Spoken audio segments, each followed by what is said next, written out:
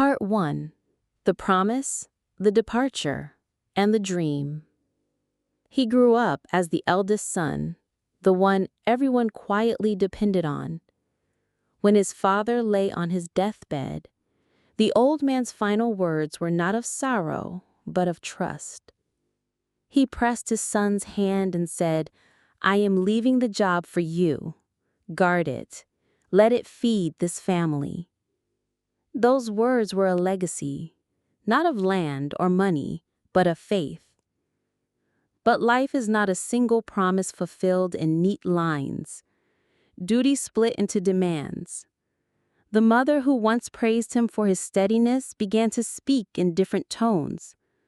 "This job is small. Your earnings abroad will cover what this job can never pay. Go and build us a future." So he obeyed, not because he loved foreign lands, but because love for his family meant sacrifice. For 20 years, he worked overseas in Saudi Arabia. Daylight was a furnace. Night was a blade. He scrubbed off dirt, wiped down glass panels, and polished the glass facade of skyscrapers until they shone like twinkling stars on the landscape of twilight sky. Hanging by ropes, fingers raw, breath caught in cold air, his sweat drizzled down like a shining pearl. He sent every coin home. He folded his dreams into envelopes and mailed them like prayers. Part 1. I am doing this for them. I will bring honor. I will come back with gifts and a family that will shine. Part 2. The small joys, the false hopes. He wrote letters, he called. Each month he would remind his mother, "If you need anything, tell me." She would say, No, not now. Your sisters must be settled first." Time and again he deferred his own life. He imagined the day when he would return, when he would present his mother with a gift so grand that it would silence the years of waiting. Then came a home leave. He rushed back carrying more than a suitcase, carrying hope.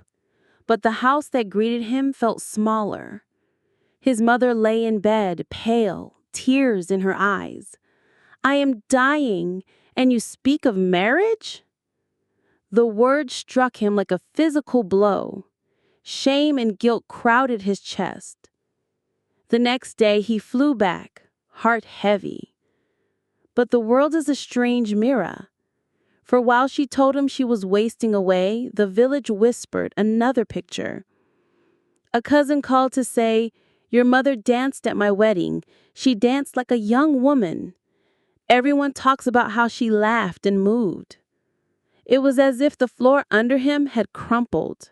The truth was not a single betrayal. It was the slow unmasking of a life he had been asked to give away. Part 2. Why did you not say this to my face? If you never wanted me to marry, why did you let me leave? Why let me carry these years like a yoke? Part 3. The grind, the dream, the fall. Back in the foreign city, he buried his excruciating pain in work. He polished up pains until they shone like lanterns in the twilight sky. He took promotions, gave orders to younger men, and kept his silence about the slow erosion of respect at home. Money flowed, respect thinned. He had paid the price with his youth. He had not bought love. Then the rope snapped. He remembers the wind, how it rose, as if the sky were conspiring. One gust and his footing slid, a wrong shift. The rope gave an ugly sound, a tearing, a last gasp, and then he fell free through air. Down from the glass facade of a skyscraper, everything blurring into one long bright moment. When he woke, he was in a hospital bed. His legs had been shattered. The doctor's voice, calm, professional, cut through the haze. "You can never do that work again." The words stabbed like knives, shattering his wounded heart. Part 3. What will I do? My hands are broken, and so are the promises that tied me to home. Part 4. The Return. Home, Hurt, and Rejection. His co-workers put him on a flight home. They cared, in the pragmatic, rough way of men who had shared rope lines in danger. But home was not a welcome mat. His return with a bent gait and a scarred soul met not cheers, but a cold calculus. He cannot go abroad now. He will be a burden. His mother, who once proclaimed him her pride, looked away. His own brother's wife, a woman polished and confident, hatched whispers.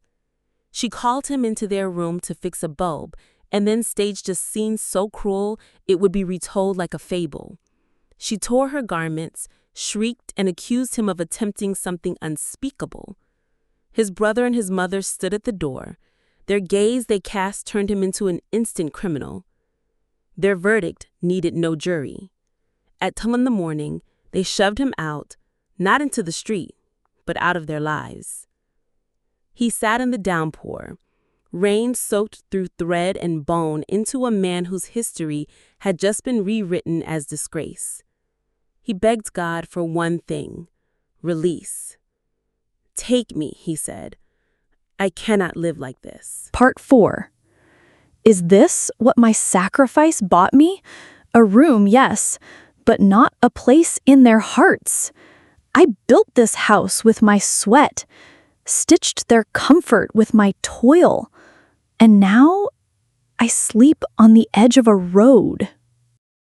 Part 5. The Brink and the Breath of Unexpected Mercy. He stepped into the middle of the road, each footfall a tired surrender. Headlights split the night like knives. He walked toward them with a strange calm, as if a train could finally end the long, relentless ache. Then, at the last instant, a car screeched brakes that sang into the rain. A woman leapt out. She was not an angel painted in gold. She was a woman with a face marked by her own nights of solitude. Strong, unflinching, with a concern that had teeth. "Why are you walking in the middle of the road? Do you want to die?" He could not answer. He collapsed. He awoke in a soft bed, an alien softness to a man who had only known hard bunks. The woman introduced herself. "My name is Suchitra. This is my house. I live here alone." Her voice had the steady cadence of someone who had bought the unthinkable, and yet had chosen to stop. The doctor, who had been called in, listened carefully as he told the story. The years abroad, the rope that had failed, the journey home, the betrayal, and the shove into the night. After a long silence, the doctor looked up and said, "You are weak, and you need care. You should stay here for the time being." So he stayed. Part 5. Somebody in this world wants me. Someone cares enough to keep me alive. Part 6. 2 Wounded Souls. Healing and Union. Suchitra's life was a study in contrasts. A large house, financial comfort, and a hollow center where companionship should have been showing. How to do foxtrot. But alas, 6 months earlier, her husband had died. Money surrounded her like a moat, but love had fled the property long ago. She had gone out that night with a terrible thought, to drive until the road swallowed her will. And yet fate steered her to a man at the very edge. They spoke, not as strangers exchanging courtesies, but as 2 people who had learned the grammar of pain. Nights turned into tea-sipping hours, simple routines, sharing a quiet breakfast, watching a film, listening to the storm, knitted something between them. One evening, in a voice softer than the hush between heartbeats, Suchitra said, "I want you to be my husband. I wish to be a child again. I cannot carry this burdened life without another heart twinkling beside me. You are patient, steady, and you listen. Will you be my doorway to the salvation?" He looked at her, perplexed, at the woman who had swum through his swollen heart like the east wind arrives with a gentle warmth. And he said yes. For the first time in years, someone chose me. I am not a ledger to be balanced, nor a burden to be shunned. I am wanted. Part 7. The business, the rebirth, the responsibility. Suchitra's husband had left behind a business, more a husk of its former self than a living enterprise. She entrusted it to him. "I will be a mother," she said, "and you will be its keeper." He rolled up his sleeves. He learned ledgers in meetings, suppliers and small betrayals that business can throw. He breathed life into the tired machine.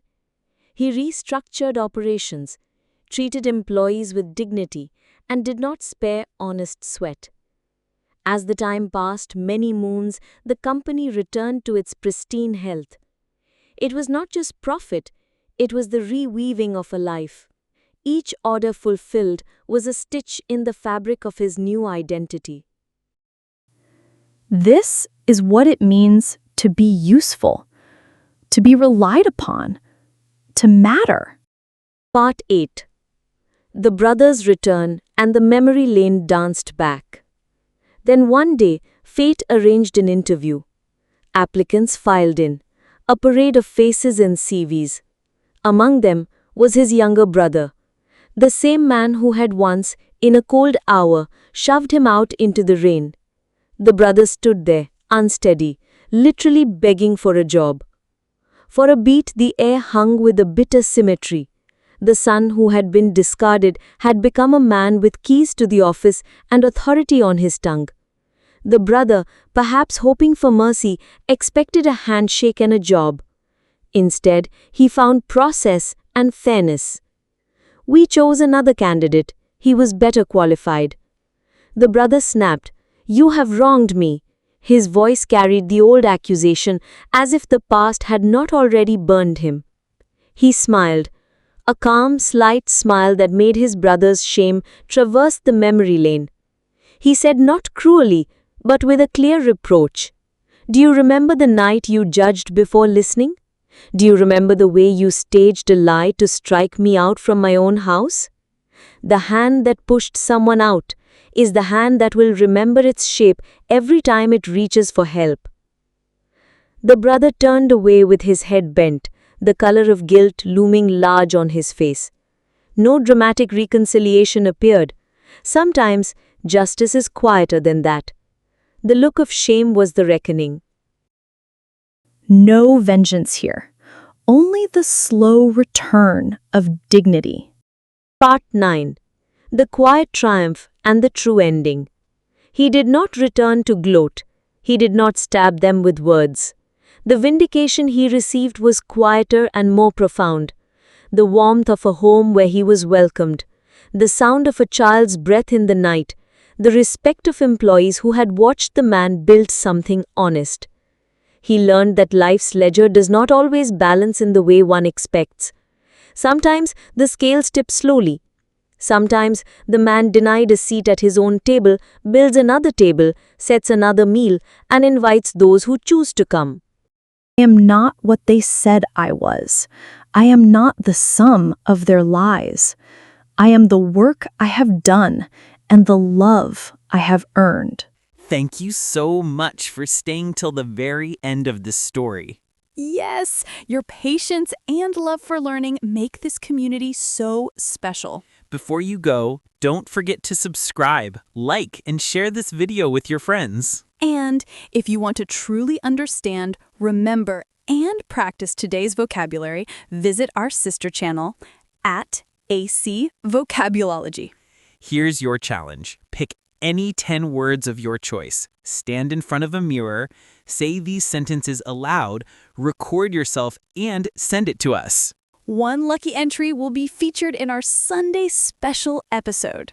And if you're not chosen this time, don't worry. You'll get another chance next week. Everyone will have their turn to shine. So, keep coming back for more fun stories, and let's grow together as confident English speakers.